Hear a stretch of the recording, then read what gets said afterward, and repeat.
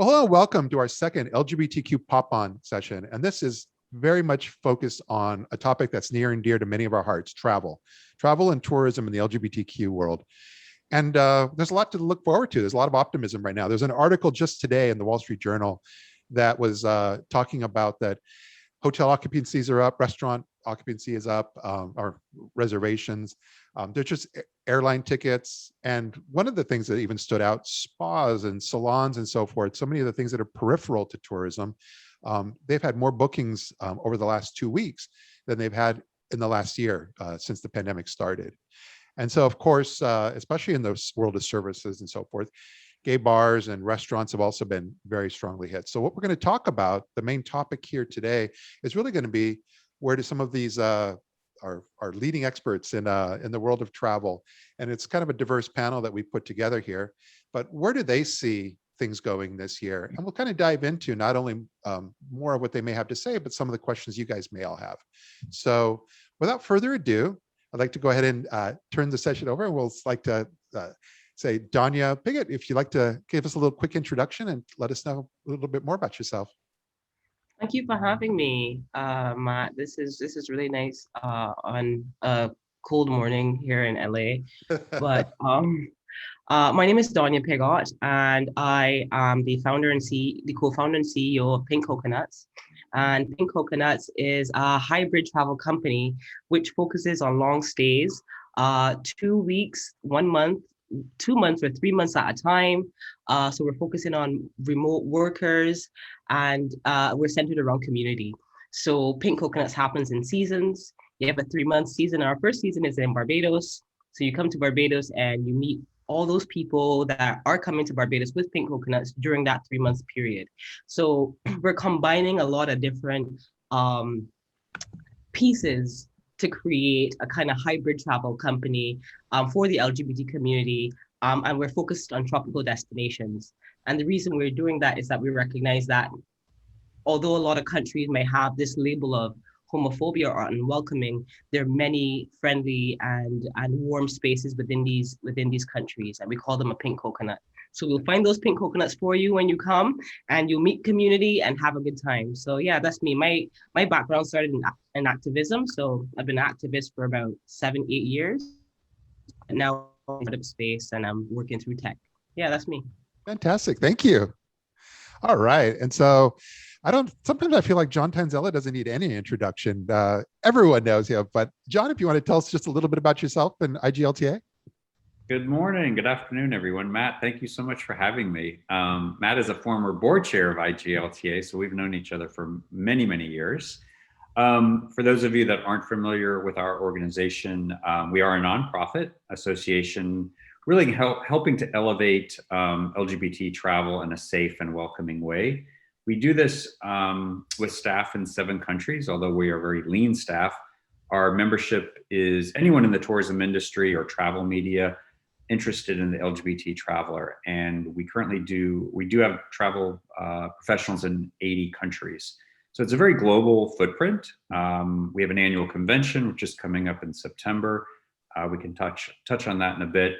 And then we also have a foundation that's doing some great initiatives to support the industry and to support LGBT tourism overall. And I'm just happy to be here and looking forward to our discussion. Thanks, Matt. Yeah, fantastic. Thank you. And David Paisley. And my name is David Paisley. I'm the Senior Research Director at Community Marketing and Insights. And for those of you that don't know us, we're an LGBT owned and operated research firm that's based in California. We've been around for about 30 years. I've been with the company for over 20 years. And we work with a lot of different industries, but about a third of our research is in the tourism realm, which we particular specialty is doing tourism for destinations. So we've done the research for the tourism offices for large and small destinations like New York and San Francisco and Fort Lauderdale, but also smaller destinations like Salt Lake City or Palm Springs. So we have a good idea what's going on, and we've also been doing quite a bit of tracking research around COVID and LGBT tourism. Thank you. And last but not least, Paul Gauger. Thanks, Matt. I'm Paul Gauger, and I'm the Senior Vice President for the Americas here at Visit Britain. And Visit Britain is the national tourism agency that promotes London, England, Scotland, and Wales. We're in about 22 countries around the world. And here in my region, we look after the US, Canada, and Brazil. And one of my many things that I do is I look after our LGBTQI plus marketing. And so we have a very, what we think is a very successful campaign, which is called Love is Great Britain. And I'll tell you a little bit more about that and what's happening in the UK. Excellent. And since we have you, but no, let's go ahead and because I know that we're going to have a few questions from some of our audience, let's just jump right into the big question, which is, here I feel like people see the light at the end of the tunnel. They feel like, you could definitely feel like there's hope this year, and it's happening pretty quickly, which feels good. And but where do you see kind of tourism and travel, especially from a destination perspective, going this year? For me, Matt, yeah. Yep. We're definitely seeing green shoots. We're just seeing like it's now, we're seeing, we know there's enormous pent up demand, and we just recently did a survey with about 14 different countries, and they were just seeing what their interests were. And I think it was like about 70% of people are just desperate to, hop on that plane and have an international holiday. And 40% said they definitely would. Like it was like, so we know there's a lot of interest. The big thing for us is safety though. So we're not at the moment, we're not open in the sense of like, where people can come, but they need to quarantine. So we have got that quarantine measures in place. So people's, health and safety are at the forefront for us. Yeah. But the UK government has a roadmap, and I think the first dates they're announcing some stuff to us is April 12th. Letting us know what will be happening. But I think realistically, we're not going to see, everything open up till probably the summer. So I imagine around the middle of June is when we'll actually see things returning to normal. Yeah. But you approach it from a international perspective. You're here in the US, and a lot of your focus is on travelers going to the UK. But from Visit Britain, or just in general, is there much activity going on in terms of kind of tourism within UK from one part of the country to the other? Because of the lockdown, it's the same for domestic travel as well. So okay. We do have a campaign which will probably then, once the lockdown, once the measures are safe again, it's called Escape the Everyday, because we've all been locked into the everyday. So that's where a lot of the, our domestic marketing will be, along the theme of that campaign. And also we'll probably be looking at domestic first, then parts of Europe, depending on how they're doing. But obviously, North America is doing well. USA, we're rolling out the vaccines very quickly. And the good news is that in the UK, they're rolling them out I think today was a record number of saying like over 650,000 doses of the vaccine were distributed. So I think that's the good news as well, that, it's all going to be on the vaccines. Excellent. How about for John? John's probably got the broadest perspective from where he sits, because he IGLTA is dealing with destinations, tour operators, hotels at all levels, business size and across industries. But what are you seeing for how things are starting to go? Yeah, definitely our association is a very large cross section, and it is dependent on what country and even region you're in. There's a lot of challenges still in a lot of places that aren't rolling out the vaccine. Here in the States, the vaccine is just rolling out so fast. I actually got my first shot this week, what I was excited about. So I think as people have that comfort level, the travel is going to be right away. And, it really does just depend from region to region on that. But we are seeing some of our tour operators and travel agents are starting to post things again of trips coming up later this year and for next year. So there is definitely a light at the end of the tunnel, which is great news for everyone. Yeah. Oh, thank you. And Donnya, from your perspective, where are you seeing things head? I think for me, especially within the vertical that we're working with, which is a lot of work from home. So because companies like Twitter and Slack, they've asked all of their staff are working from home now. So this is kind of the market that we're targeting.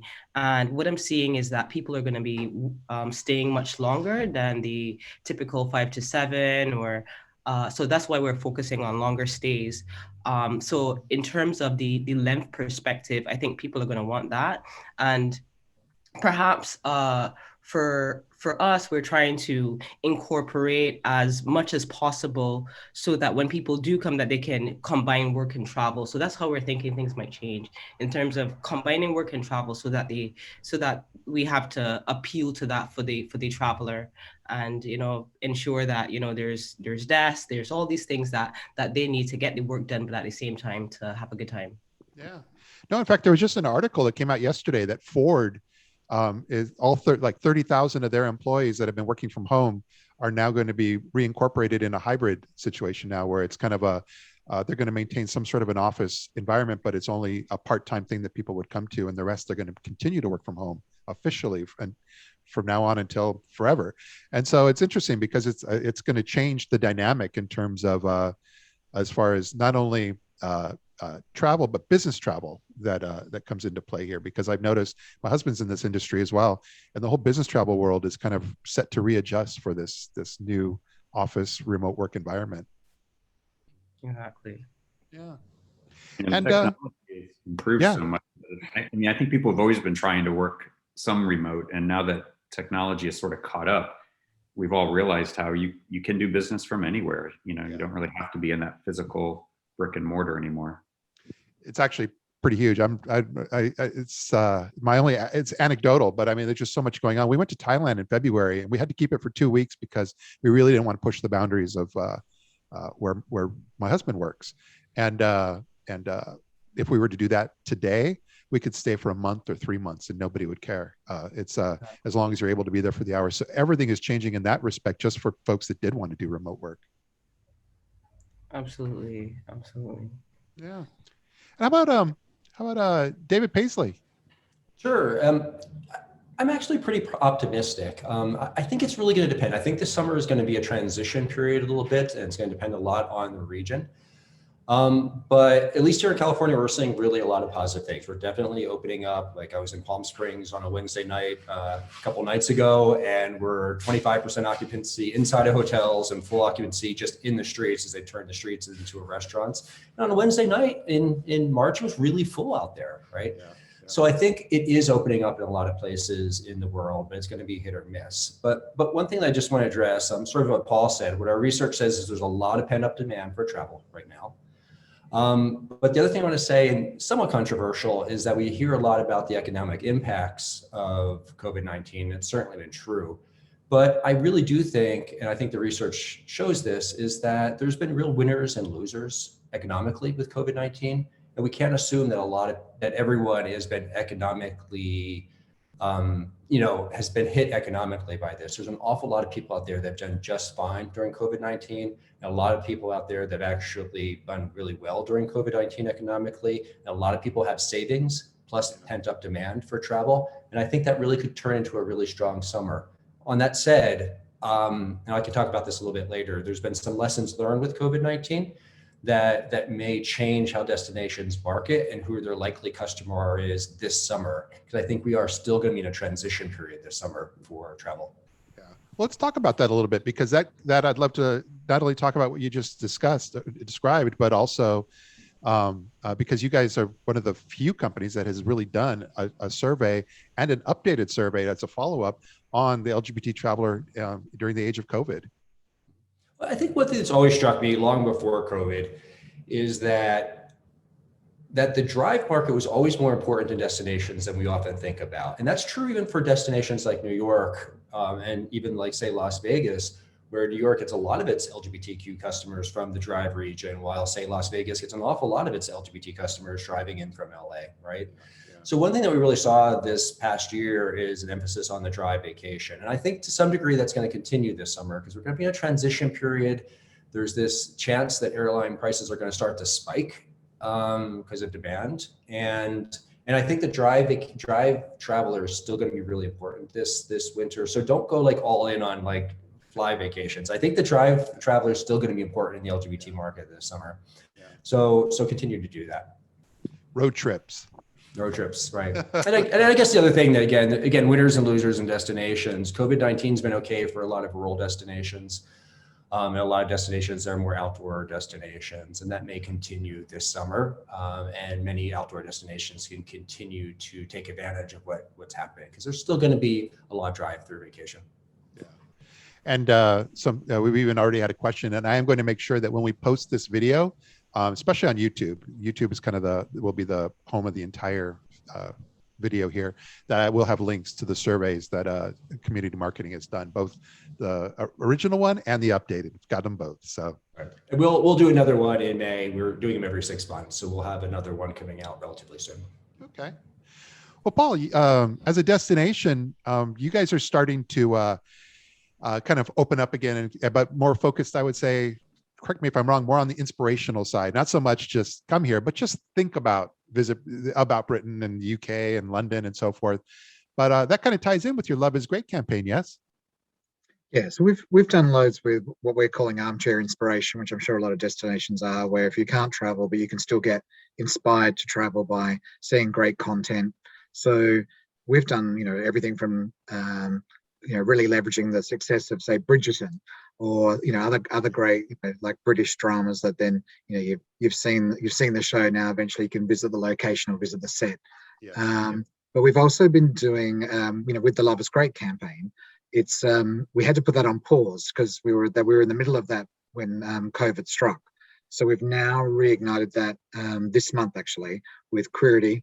So we've got a couple of influencers, John and Kit, who went to Edinburgh pre-pandemic. So we've been able to now show that film, and so we're pushing that. So we did London, Manchester, and Edinburgh.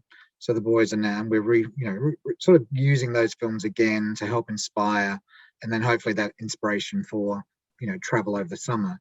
It's interesting what David was saying, because we're also seeing that sort of rural, particularly domestically in the UK, people are thinking they want more rural destinations, and they do want to get into sort of self-catering and cottages and that sort of experience.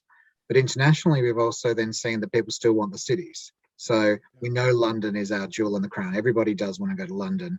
The gay, LGBTQ traveler, it is London, it's Manchester, it's Edinburgh. So all these ones that we're showcasing through Queerity. So I think it's going to be a balance of people wanting to do cities, but also then still having those cultural and historic experiences that Britain's known for. Then getting out in the great outdoors, areas of outstanding beauty, our national parks, and those sorts of areas, and little quaint coastal villages, country villages. So having that experience as well. I think it's smart. I think during this time, one thing that maybe cities have not done a great job of is that we think of cities as a crowded experience, but it doesn't need to be. Almost every city has great outdoor experiences, be it walking through historic neighborhoods, through parks. Many cities are sort of on the border of very beautiful outdoor destinations. So I think even if you're representing a city and maybe you feel people aren't quite ready for the crowds, you can still market your city as not exactly an outdoor destination, but a destination where you can not be around crowds and experience maybe a part of, say, London that you didn't experience before. Exactly, especially in those big cities and those neighborhoods, those that cliche of hidden gems and places where an international traveler might know, locals might know about it. Then there's places that you can discover that you don't have to be right in that sort of that central part where you might think, oh, I'm not feeling as comfortable. There's lots of places to explore in the cities as well as the countryside.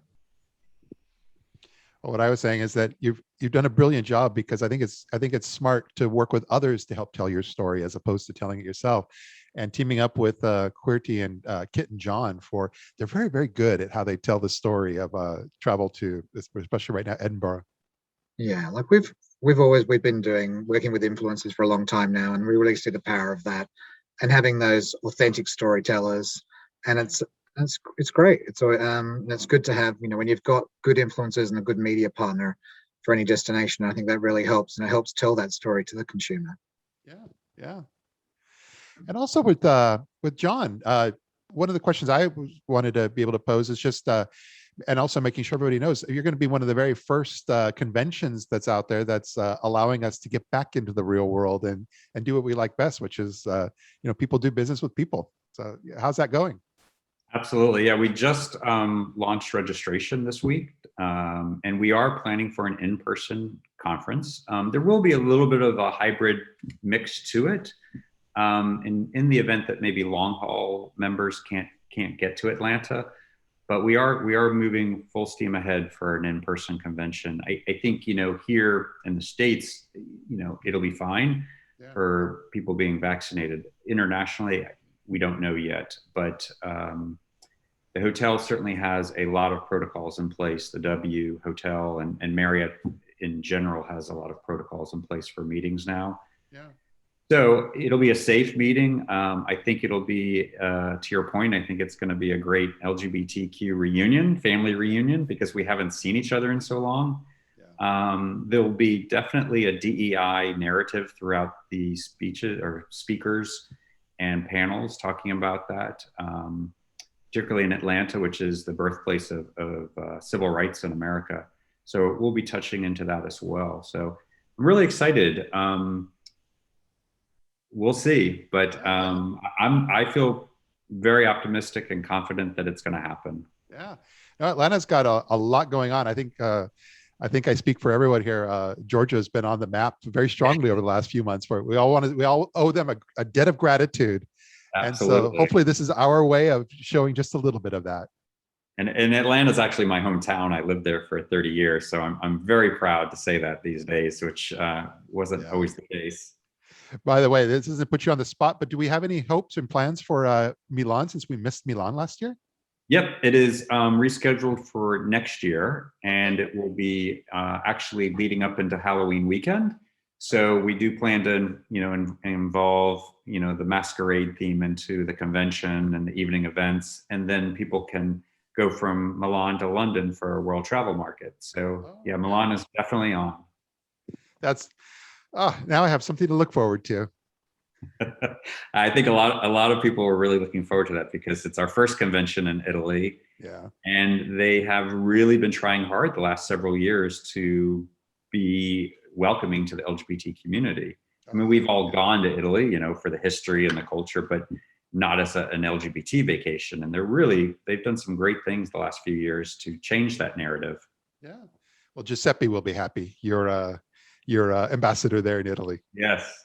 And Alessio. Yeah, of course. How could I forget? And so now I want to start making sure folks know that they could, if you have any questions, feel free to post those in the chat. And it looked like Fabrice had a question. If you wanted to unmute yourself and go ahead and ask. I wanted to see how things were with actually Robert Sharp in Canada. Hi, Robert. If things have started to get back up, and if you started to book trips for out adventures again, or where were you at this point? Thanks very much, Fabrice. I appreciate the question. We have definitely seen a huge spike in both interest and bookings for tours. That said, it's very much for the end of 2021, Q4, and most bookings are into 2022 at this point. Obviously, well, for those on the call who don't know what we do, we run tours internationally and in destinations that might be considered a bit more exotic. And despite perception, a lot of those countries have actually managed the pandemic much better than us here in North America. But yeah, I mean, we're seeing an almost pre-pandemic level of bookings, which of course, I think for any travel agency or tour operator right now is a bit challenging when working on reduced staff and trying to maintain excellent levels of customer service. And so we are optimistic, cautiously so. I think there's still so much to learn as countries around the world impose entry requirements, like Iceland just did the other day, saying that anyone who's vaccinated or can prove they have COVID-19 antibodies, they can travel to Iceland, no problem. And so I think that it's really going to be a waiting game to see how that progresses. And we are also quite concerned about what's happening with variants, because while the US and the UK are doing exceptionally well with vaccinations, most of the rest of the world isn't. And that could open us up to further disruptions with variants that don't respond to the vaccines that are available right now. So we are cautiously optimistic, but also just trying to ensure we have proper contingency plans in place should the pandemic extend even further based on variants and whatnot. So I noticed that when I was kind of going through your site and so forth, I noticed that you have a whole membership model that you put in. Was that something you had adapted and put in due to kind of the downturn in travel last year? Not quite. The membership, the subscription model is something that I think does really well in having people engaged, especially when they're not traveling. So, and it's something that, people can constantly look forward to, like, every month. So we kind of pulled it back too, and we're gonna relaunch it in 2022. Yeah. But yes, the subscription model is something that, people often look forward to, and especially, techies and, people in general. So that's why we went there. It was interesting hearing Robert. This is Out Adventures. Ah, okay, cool. I'm a fan. Yeah, in terms of, Barbados is not a country and not an island that has done a lot in terms of LGBT travel, and it's really, really new to the country. I mean, people come, but Barbados doesn't generally target LGBT travelers. And Mia Motley, who has been in government for about two years, she's put a lot in place for the LGBT community, and is trying her hardest to get a lot of rights in before the end of this year. So it's a real new the Caribbean, and we're going to be working in Kenya, where my co-founder is from, in 2022 as well. So it's a really interesting way to tackle it, and it also is the foundation of our activism. So while I was an activist for about 8 years, I recognized that at the crux of the issues, there's an economic issue for LGBT people and locals. So the idea behind Pink Coconuts is, let's bring people who can interact with the community and enjoy themselves, because Barbados is a destination that, is founded on tourism anyway, and use travel to uplift and empower the local community at the same time. Yeah. So one of the things that we have in for Pink Coconuts specifically is that, 100 US goes to the local community for every booking. That's one. We already support Trans Queer Fund Kenya. And then even apart from that, just hiring the local community and stuff. So it's really a model that has a social part to it, but it's also a for-profit company, and it works that same way. But we can see how business can really help the local community at the same time, and then everybody wins, because it's a safe space. You get to meet people, community. So it's a real idea that involves everybody. Yeah. I was just going to add something to kind of what Robert was saying from Toronto, of being, cautiously optimistic, which is smart. Our organization doesn't actually book travel. We have the best tour operators and travel agents that do that. We're really a connector for businesses to consumers and business to businesses. But we have seen a massive increase in searches on our website from last year, looking for LGBT tours, events, specials, everything, even Pride events. They're starting to look at Pride events again for this summer. Yeah. So doesn't necessarily mean they're going to buy a trip today, but at least there is a lot of search going on, which is a good thing. Yep. At least they're thinking about it. Exactly. Yeah. Well, this is fantastic. Well, again, thanks everyone for being a part of this with us. And I'll have everybody who's on this call, you'll get an email with the YouTube link and so forth. And look forward to hopefully seeing everyone there in Atlanta in September. Thank you so much. All right. Well, take care, everybody. Thanks, Matt.